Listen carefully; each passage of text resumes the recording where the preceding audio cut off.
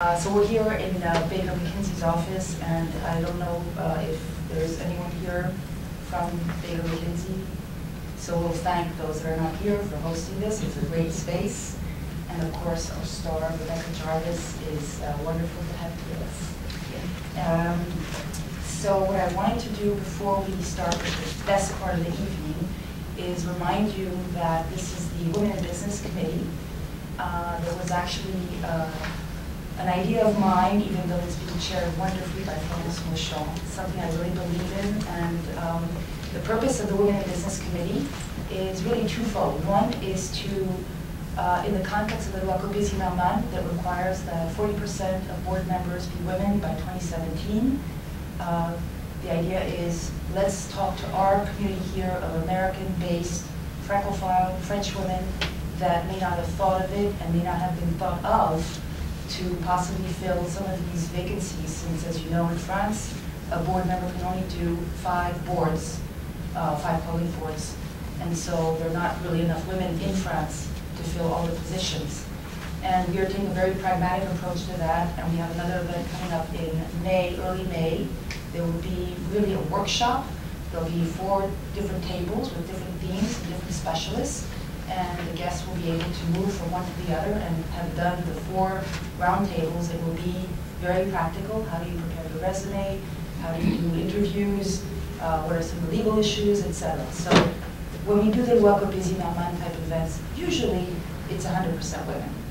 The other part of our committee's tasks is to meet with wonderful women professionals like Rebecca, who come to share their experience and inspire all of us, men or women, and we're happy to see the weaker gender, the men, here represented tonight with us. And those are always open, of course, to everyone. I wanted to just ask the committee members to just stand up for a second. So there's Florence Mouchon, our chair. I want everyone to see beautiful Florence. So we always have fun. So Florence, Ariane Dayan, Audrey Forêt, and Adriana Racanto is not here. Anne-Marie. Anne-Marie and myself. Yeah. So what I'd like to say, I'm putting up to filming, is the format. So we are going to start with a friendly question and answer and interview, and it's wonderful for me to interview an interviewer who is professional. And then we'll open up the floor to questions. We'll do about 40 minutes here, and then we'll have about 15 minutes. And then we'll go and enjoy. Is there champagne tonight? Just no? wine. Just wine. We'll enjoy just wine and water. So I met Rebecca in October 2012 because I was running an HEC event, and our star, I thought, was François-Henri Pinault at the consulate. And Rebecca was the person conducting the interview of François-Henri Pinault. And that's why I say I'm not sure who the star was. It was a wonderful event. Rebecca was so gracious and professional, and François-Henri Pinault was the best if François-Henri was brought out. And that's when I had the idea that one day I'd love to have the opportunity to present Rebecca. So who accepted, and then she changed jobs, and so had to be somewhat patient. And you all have Rebecca's resume. I'm not going to read the entire resume, but just to start and say that Rebecca is now Chief Business and Economics Correspondent at ABC News, and is handling a number of different shows, starting with Good Morning America, World News with Diane Sawyer, Nightline 2020, and this week with George Stephanopoulos. Is that still correct? Yeah, okay. Throughout her career, Rebecca has really had some amazing opportunities to interview people such as Warren Buffett, Sheryl Sandberg, the Twitter founder Jack Dorsey, Paul Volcker, Goldman Sachs Lloyd Blankfein. Also treats some subjects which are not so easy, like the Madoff scandal, the Newton tragedy, interviewing topics concerning the Great Recession, the crisis, unemployment, the housing issues, and then covered 2 presidential elections in 2008 and 2012. So before joining ABC, when I met Rebecca, she was at CBS, where she was doing mainly the CBS This Morning Saturday Business and Economics topics. Also was the founder of a startup with Rebecca Jarvis on CBSNews.com. Before that, Rebecca was with CNBC, and reported news from New York Stock Exchange, NASDAQ, and the New York Mercantile Exchange. Before that, MSNBC. She's only, can I see her age? Sure. 32. She started at 12. MSNBC, and then NBC News. But really what's interesting to me as an investment banker is that Rebecca did work in an investment banking position. And I'm sure that's really what explains the success. Also was a foreign currency trader, and in terms of journalism, started writing before going on to television for such publications as the French Chicago Business and Business 2.0. Rebecca is a graduate of the University of Chicago with a degree in economics and constitutional law. She received the University of Chicago's Dean's Grant, and is that what allowed you then to go to Sciences Po, the other determining factor of Rebecca's success, where she studied European banking and financial markets, and more importantly, the formation of the European Union. How long were you in Paris? I was there for half a year. Half a year. So. And then last but not least, Rebecca's received a number of recognition for her work with Colin Powell to empower children and improve communities. And then in 2000, she was named one of the 2020s who will change the world by Teen Magazine, and then named a National Point of Light, receiving accolades from both President Bill Clinton and George Bush. And I think I forgot the... You didn't forget. I didn't forget. There's an Emmy Award, or... Oh yeah, we were nominated. Thank you. For the work covering the Newton tragedy. So I said I wasn't going to read it. I didn't really read it, but it is pretty comprehensive. So thank you, Elsa. Thank you, Rebecca. Again, we're really happy to have you here with us. So we're going to start with the personal life question, and I won't go in the right order. My first question is: you got married 2 years ago, and so how does one juggle your kind of life, which starts at dawn and goes until the wee hours of the night, with a very happy married life? Well, it is not simple, but it is, in my opinion, it's been very important, and it's been very important to my success and to my happiness. And it's interesting because Sheryl Sandberg, who wrote the book Lean In, often talks about the importance of choosing a partner. And I wasn't scientific in my search for a husband, nor would I even really consider it a search for a husband.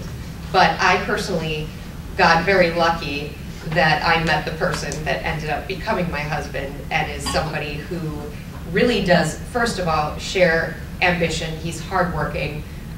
He's in the world of finance. That's how we met. In my very first job out of college, he happened to be in finance as well. We happened to be working together. I saw him dating other people. I saw how he handled other women behind their backs, and I knew that he was a good person because I saw how he handled that. And it didn't even cross my mind to date him until I all of a sudden realized that he was going to be leaving our company.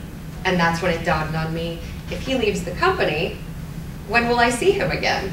And that's when it sort of hit me that I really would like to date and know this person better.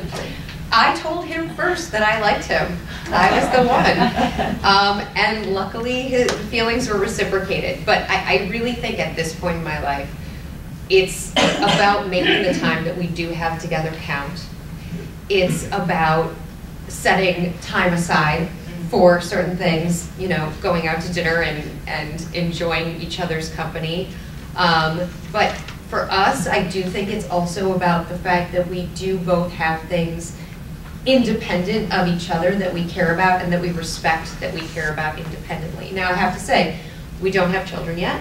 But I think that someday we will, and I think that at that point that we'll also share in taking care of them and making sure that we're there for each other and there for them, but also plan to both pursue our careers as well. So he will change diapers? He will. You know, he does the dishes, oh, so that's a good I think he's going to change diapers too.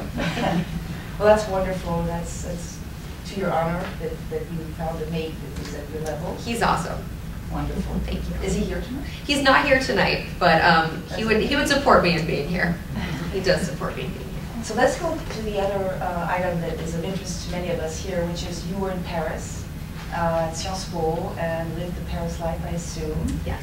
Can you tell us a little bit about how that experience impacted the rest of your career, if it did, if it didn't? I think it did in very dramatic ways. I studied at Sciences Po. I lived at Cité Université in the 14th arrondissement. And I have to say, I've, in my lifetime, never found a city that I've fallen in love with in the way that I fell in love with Paris. While I was there, I read A Movable Feast. And I felt some days like my life was like living in that novel. I think for me, first of all, I was there just as the euro was being rolled out and studying the formation of the European Union. So it was an interesting time. There were still, for example, francs in certain storefronts, and the prices were still being listed in certain storefronts there. So you felt this transition that was taking place. I also took classes at Dauphine Université, and so I talked to a number of business leaders, European business leaders, while I was there. So I think in many ways it shaped an appreciation for European finance and European markets. It also shaped an appreciation for the European Union and to some extent the relationship between France and Germany and how the European Union came to exist, and that sort of symbiotic necessity, which eventually is what grew into the European Union. But I also think for me, it led to me ending up, I worked in Europe, not in Paris, but I worked in London for a summer at Citibank in their FX department. And I don't think I ever would have had necessarily that international work experience had I not found myself studying there. Did you work there right after? I worked there, yes, Okay. over that summer. Did you know when you graduated from college, did you have a vision as to where your career was going to go, what you wanted to do, and how, you know, if not, how did things happen, and if so, how did you make them happen? Personally, I think I've always had, well, at the University of Chicago, a lot of people are econ majors, and they all sort of funnel into, from the econ program, into one of two paths, consulting or investment banking. And I was very interested in that world at the time. My backstory is that my mother is a journalist. She's a columnist at the Chicago Tribune, and my grandfather was a journalist.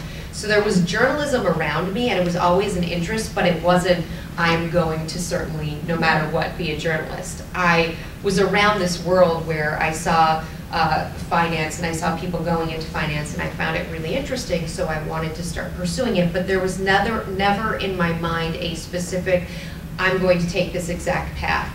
The way that I approached a lot of decisions, and still to this day approach decisions, is what's that thing that is interesting, that I know I'm going to learn a lot from, that I know I'm going to get a huge experience from, and also, to be honest, that's going to help my resume and help build a story so that I can get to that next place, wherever that next place is that I want to be, and also so that I can enjoy it and make something of it while it's happening. So make it meaningful while it's happening, but not ever lose track of what it's building. Exactly, Yeah. exactly. It's trying to always take a step forward, I think, is a big part for me. You have no ambition, right? I mean, I have a lot of ambition, but I think it's sort of, for me, and it's almost like the way I talked about my husband. It's never been particularly scientific for me, but there are certain tenets that I have never lost sight of.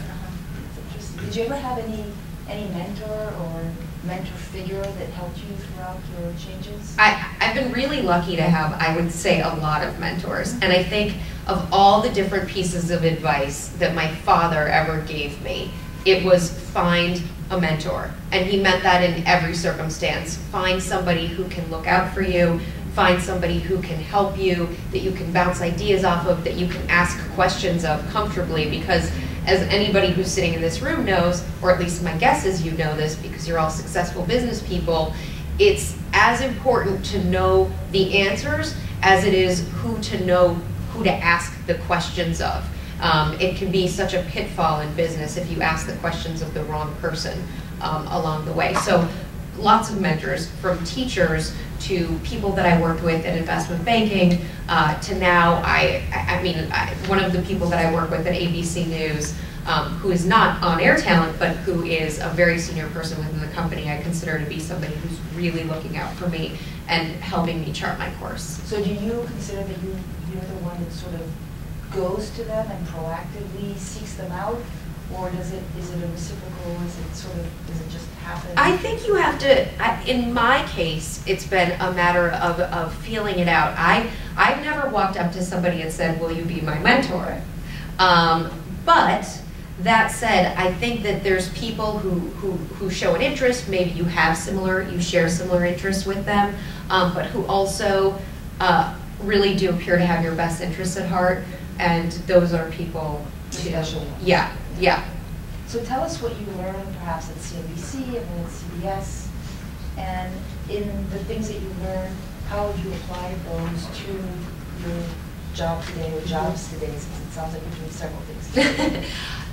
So one of the big parts of going from finance to then working for CNBC was realizing, first of all, having that background was an incredibly valuable thing for me. To go from the actual world of finance to go to covering finance was really useful. And one of the things about being at CNBC, the timing of when I was there, it was before the financial crisis and during the financial crisis, the very worst of it.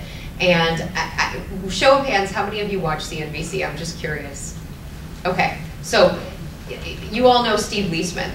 Steve Leisman sat at the point that I was at CNBC to my right. So I listened to him on the phone with Treasury every day. I heard him on the phone with the Federal Reserve every day.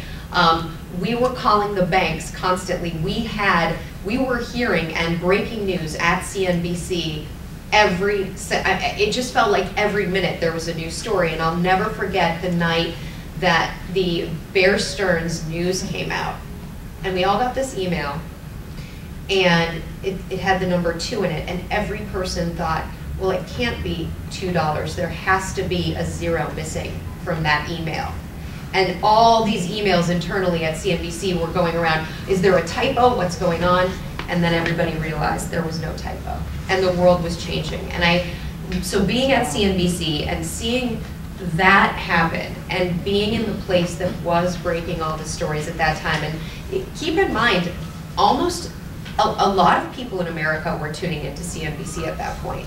It was not just the business news channel, it was a channel that people were going to for their news because that was the story of the time. So being there was, for me, a huge learning experience, but it was also, I mean, it was a troubling time because you saw people and you saw lives collapsing all around you.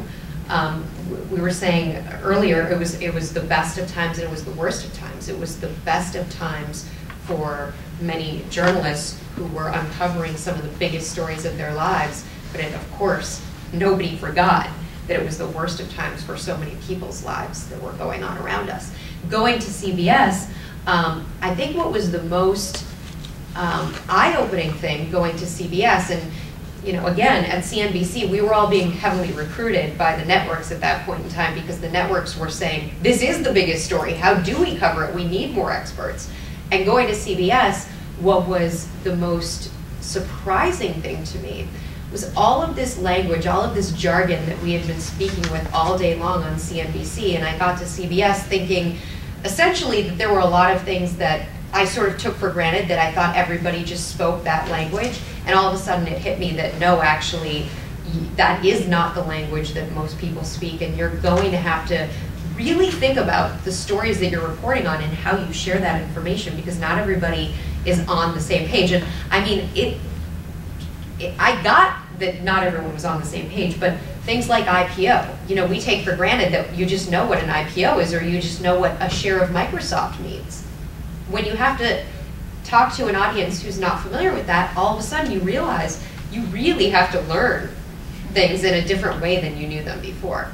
And I think that's been a real help for me at ABC, and just taking that and applying that in a much broader picture. I think people, one of the things I've seen throughout my career is that people sort of, the whole notion of money and investing in the stock market is, for a lot of people, it's just confusing. I mean, there's so many terms and so much information, but everybody does care about pocketbook issues.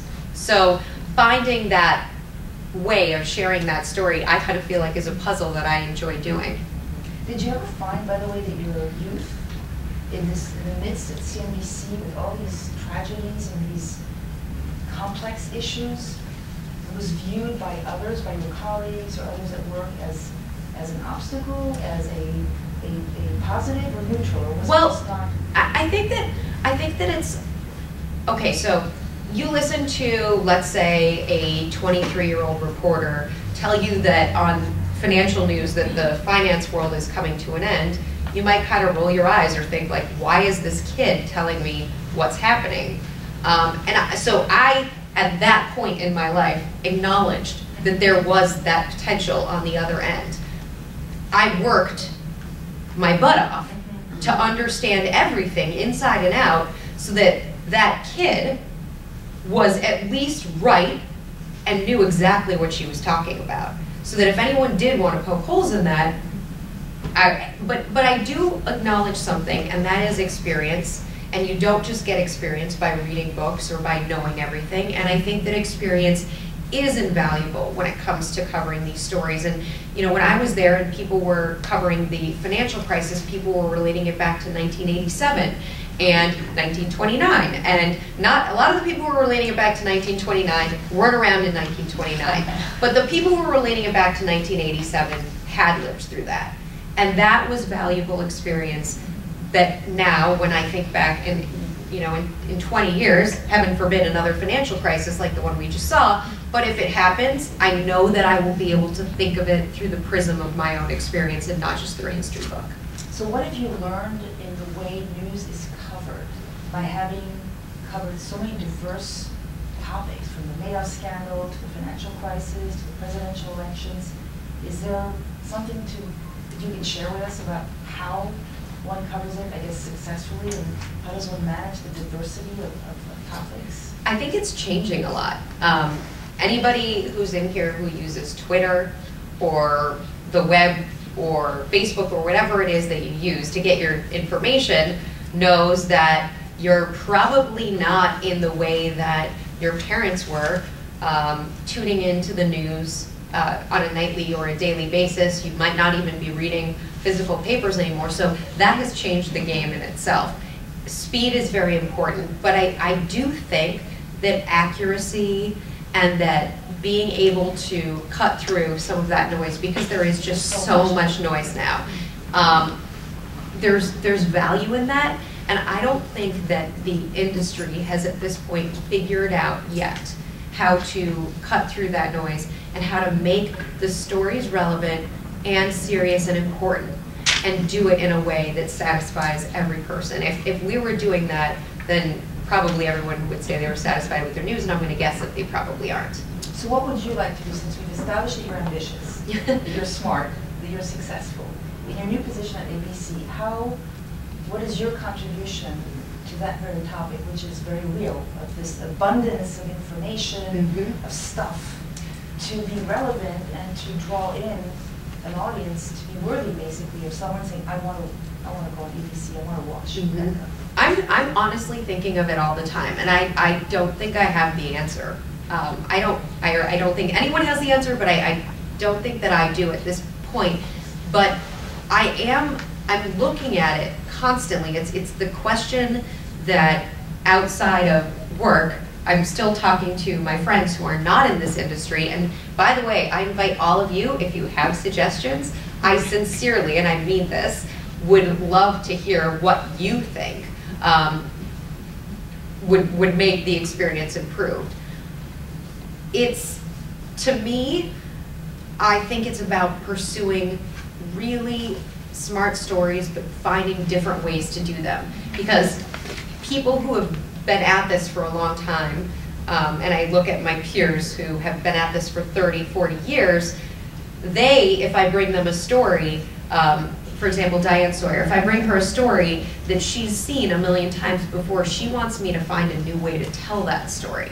And so that's part of it. It's how the story is told.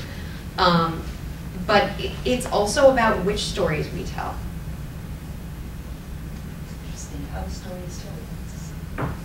So are there what kinds of stories in everything you've covered has given you the most pleasure And maybe another question is where you've been the most comfortable. This is something I know cold. This is really my gig. I know how to do it. Mm-hmm. And then the third is the most intense. So Yeah. pleasure, comfort, and intense.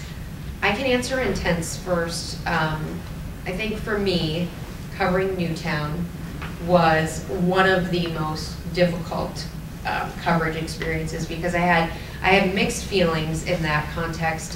One, you're going into this world where absolute tragedy has struck, and to be 100% honest, you're even questioning whether or not you have a right to be there, if you have a right to tell that story because of how awful it is.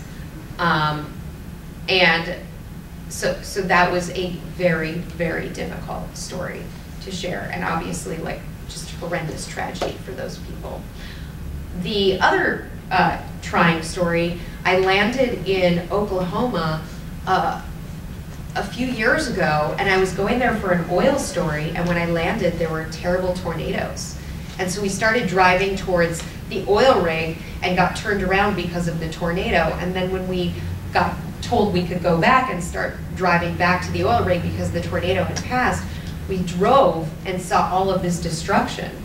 And we called, this was at CBS, we called CBS to tell them what we had seen, and they wanted us to do a story about it. We found there was a person, his whole house, his entire house that he had constructed with his own hands, had been completely destroyed in the tornado.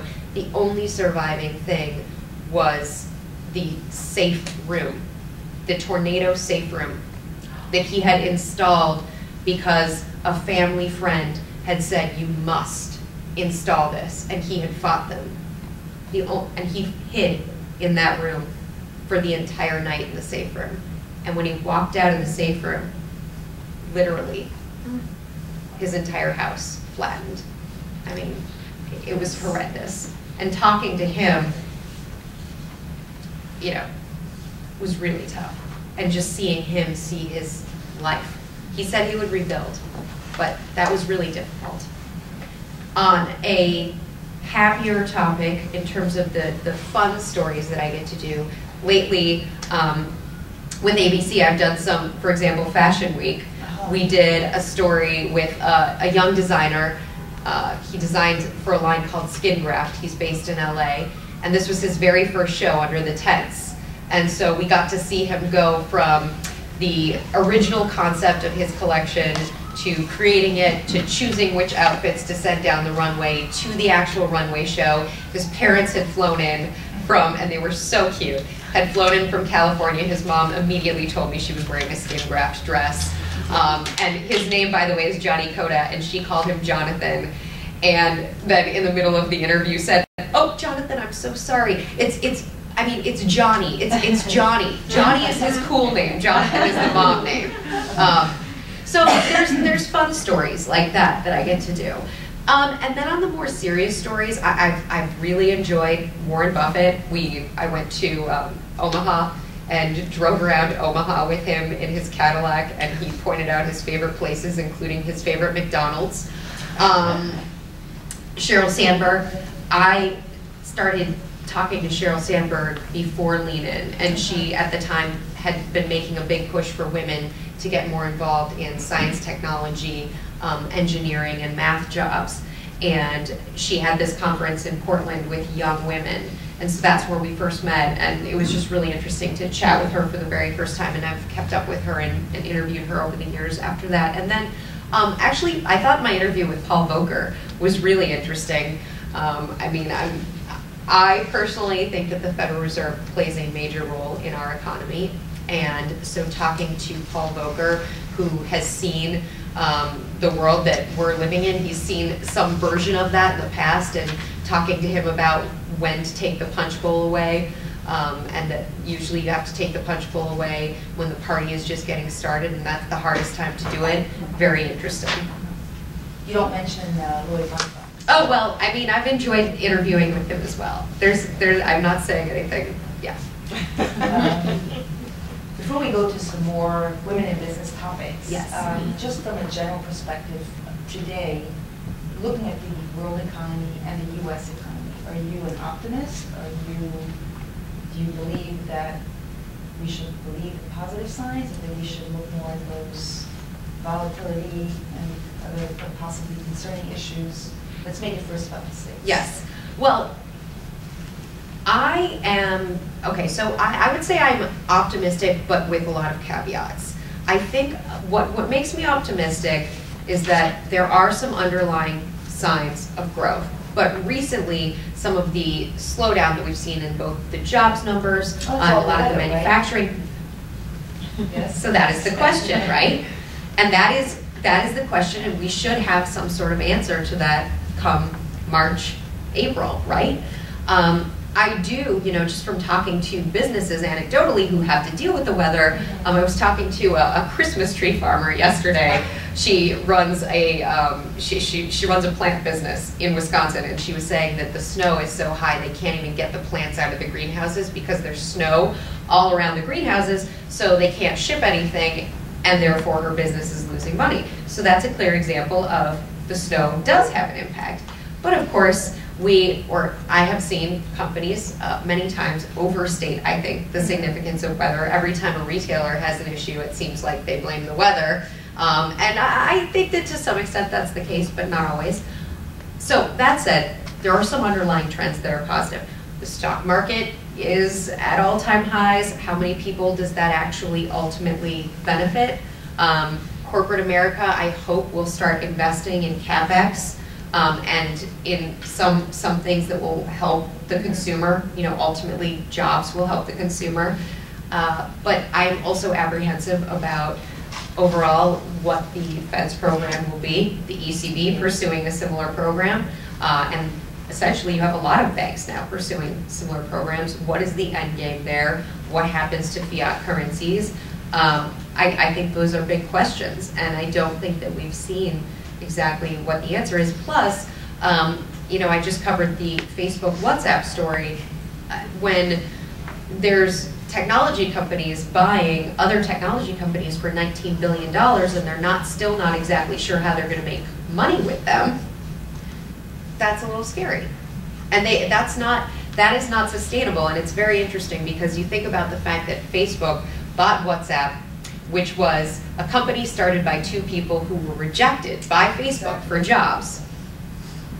But I think that brings up an interesting question about how does any major technology company grow these days?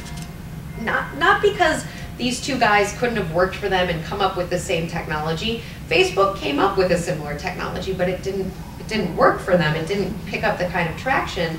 So are we as consumers just kind of like looking for the next new thing? And if we're always going to be looking for the next new thing, then can these big players in the market really afford to constantly be going out and buying it?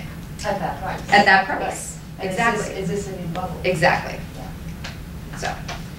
So let's go back. You mentioned Sheryl Sandberg. Mm-hmm. So that's a few questions for women in business. Yeah. And a few of us have been told by our chair that we had to read the entire book. I'm not sure everyone in the room has read it, but tell us a little bit, I'm sure you've read the book. Yes. How you have applied the lean in to your career, and any comments around the book, since you know Sheryl quite well, anything around the impact that book has had. We've all seen the positive and the negative, but sure. Just a little bit about that topic. Well, I think one thing is that it really started a conversation, and one that has happened in fits and starts in other places, but I think that it may have been the first time that conversation was really so big and so sustained, because people were saying everybody should read it, and because it was making headlines in so many places. For me, I think my mom probably was the first person telling me to lean in. She wasn't using those words, but she was telling my sister and I just to go for it. If you're excited about something, go for it, and don't hesitate, but do your homework. Be prepared. Be prepared. Don't just go for it and then say, well, whatever happens, happens. Go for it and make sure you have earned it and you deserve it because you worked really hard to get there. So what advice would you have to very young, since you're a young woman, to very, very young women that want to enter that career of broadcasting or news reporting? And, you know, is there a glass ceiling? Is there a glass ceiling? Okay, well, this is not based on anything scientific for me. At ABC News, Diane Sawyer is the head. She's the world news. She is the anchor of world news. I don't feel like there is. That's me speaking about my personal experience. I think that as an industry, there's nobody who you can say, oh, well, that's just the path. That's how it works. And that's difficult. By comparison to investment banking, when I was graduating from college, there were recruiters on campus. You go, you talk to the recruiter, you do well in the interview, you get that job. Then there's 5 levels. You go through each of them. You go to business school maybe you don't. You go a different path. But it's a much more, you know, there's a path to it. There's a structure. This, a lot of people are coming at it from a different perspective. I think in terms of advice overall, it's the best piece of advice that I've received, and again, it's from my mom, is to, if somebody offers you something, an opportunity, or if you want an opportunity, if you want it, you ask for it. If someone offers it to you and you're still not sure if you're ready for it, take it, but do your homework and figure it out so that the minute you're doing it, you're doing the best possible job you can do in it. So where are you going to be? Normally we say, where do you see yourself in 5 or 10 years? But because of your age, where do you see yourself in 40 or 50 years? So what is your on vacation, retirement? It's going to be awesome. Really? No, I honestly, I don't know. I really don't know, and I think part of that has to do with the fact that my industry is changing a lot. It's not that I don't want a lot out of my job and my career in this industry, but I really don't know what this industry is going to look like in that amount of time. And I think that will change, not so much, I mean, I'd like to believe that I'll have some control over the opportunities that I have, but in terms of what opportunities I do my best to create for myself, I think this industry will change that. And if anyone has any ideas, just let me know. Do you have any hobbies? Yeah, well, I love to eat. I would say that's probably food and travel are my biggest hobbies. And in terms of just cities and things like that, my favorite thing is exploring cities by foot. So if it's not terrible weather, my weekends are mostly me walking with my husband or friends, exploring cities. I exercise, go to the gym, museums, theater. Oh, plenty of time. Reading. Yeah, all my extra spare time. Okay. I don't sleep enough. I should sleep more. So I think you were a finalist on the season 4 of The Apprentice. Correct. Can you tell us a little bit about that experience? Did anyone in here watch The Apprentice? I'm just curious. Yeah. Okay. So it was a pretty interesting experience. I was 23 years old. I did it completely on a lark. I really did. I was a reporter at the time, and I thought I could maybe go behind the scenes and write the story about like what really happens behind the scenes. So I went on, and I broke my ankle 3 days in, and it was the first bone in my body I've ever broken. So I, for the rest of the competition, was on crutches. But it was fascinating to see all of these people who, a lot of them were mostly entrepreneurs. They had not, they weren't answering to a boss like I had been answering to a boss. So it was very different trying to work on projects with people who had always been like their own boss. They wouldn't mind you. Yeah, right, exactly. Well, my last question would be, just tell us a little bit about your work with Colin Powell. So I began when I was in high school. I started working at a nonprofit called the National Youth Alliance, and with them I started doing a lot of projects around young people and young people's empowerment. And in 1997 there was something called the President Summit for America's Future. All the living presidents, convened by Colin Powell, got together in Philadelphia to call on America's leadership to better serve young people. And after that, I was there as a delegate, but I was also there as a reporter. And I interviewed Colin Powell while I was there. And so we're all sitting in a room about I'd say 20 times the size of this room.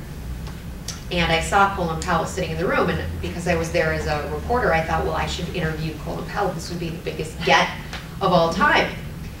So he's sitting in this room, the lights come up, and I race up to him. I'm 15 years old, and I say, Colin Powell, I have a question for you, Colin Powell. I need to ask you a question, Colin Powell. And his handler said, I'm sorry, honey, but he's very busy. And I said, do you mean to tell me that he's here to help young people and he doesn't have 5 minutes for one of us? And he said, walk with me. So I turned to him and I said, you know, one of the complaints from the young people who were there was there weren't enough young people involved in leadership roles. And I said to him, I'm from Minnesota, and I said, how can I be more involved in a leadership role? How can young people be more involved? And he said, if you go back to your home state of Minnesota and start something there, I will support you. So I went back, I worked with the local delegation, which included the Lieutenant Governor of Minnesota, and I started something called the Minnesota Alliance with Youth, which was young people working with the for-profit and the not-for-profit sector. There were people from everywhere on our board to create more young opportunities for young people to have leadership roles. We gave out a number of grants. A lot of it came down to making young people just a giving young people a bigger role in the conversation. And what was the definition in policy? Of young? How young was really, that? it was anybody who was below college. So when I was college, I passed off the baton to two more people. Wonderful. Yeah.